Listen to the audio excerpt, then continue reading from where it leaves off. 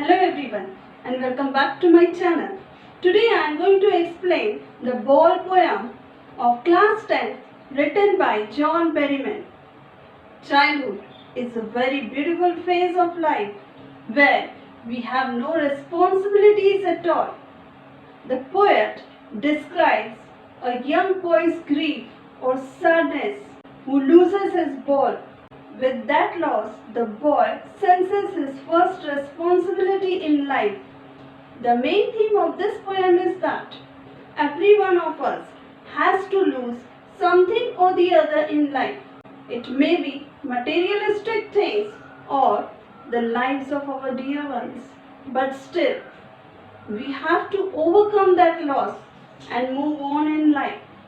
So let's start the poem. What is the boy now who has lost his ball? What is he to do?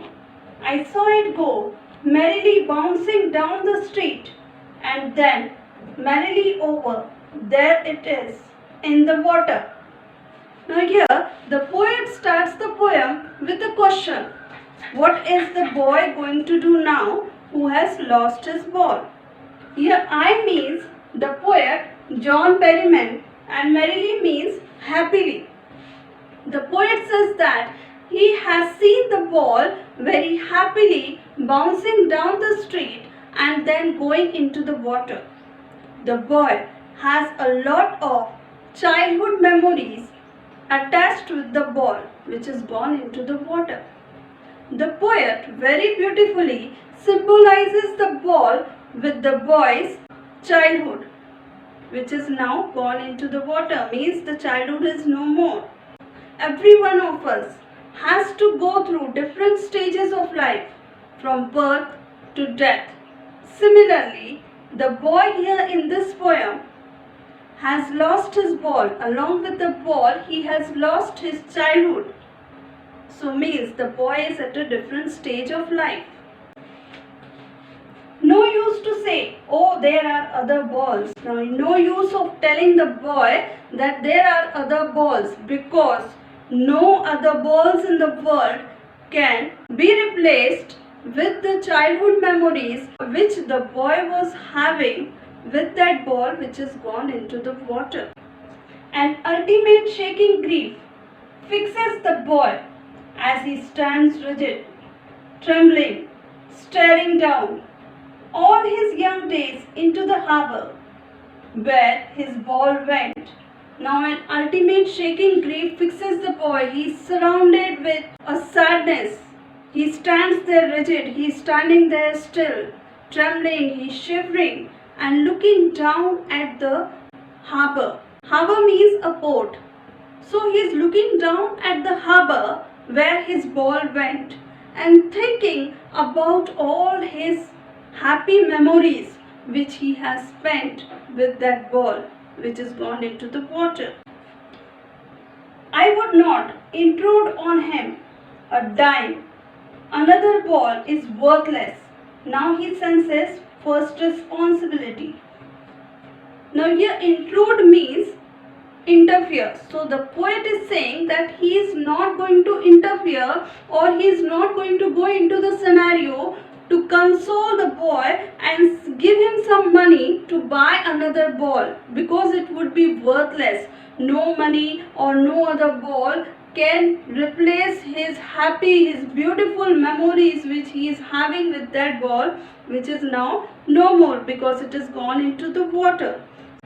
On losing the ball, the boy senses his first responsibility in life, because his childhood is now no more and he is at a different stage of life.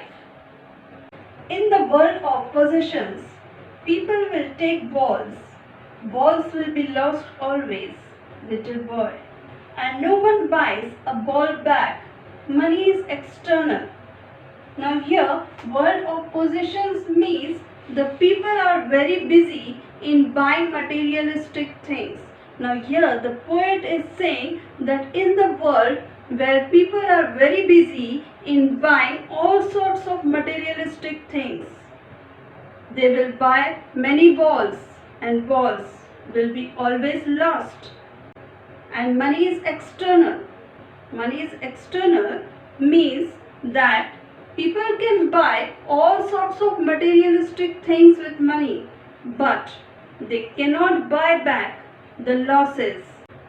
He is learning well behind his desperate eyes the epistemology of loss, how to stand up, knowing what every man must one day know, and must know many days how to stand up. Now here epistemology of loss means the nature of loss.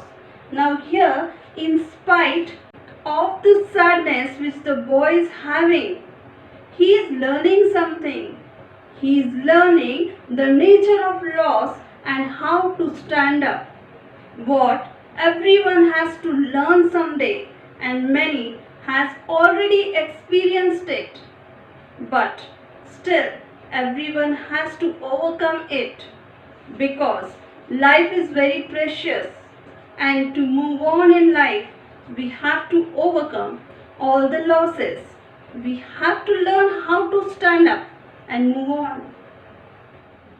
Now, the poetic devices.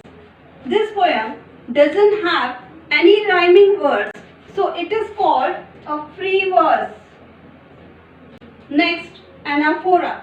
Anaphora is the repetition of the same words in the starting of two or more than two consecutive lines, and here we are having what which is repeated in two lines there.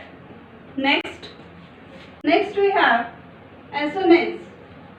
Assonance is the repetition of vowel sound in the same sentence, and here we are having the vowel sound which is repeated in this sentence. Next we have personification. When we give the human quality to something which is non-human, it is called personification. And here the poet has used merrily. Merrily means happy. The poet has used merrily for the ball, which is the quality of a human being. So that's why it is personification. I hope you have understood this poem. If you have any queries about this poem, you can write it in the comments. Please subscribe my channel and keep watching. Thank you very much.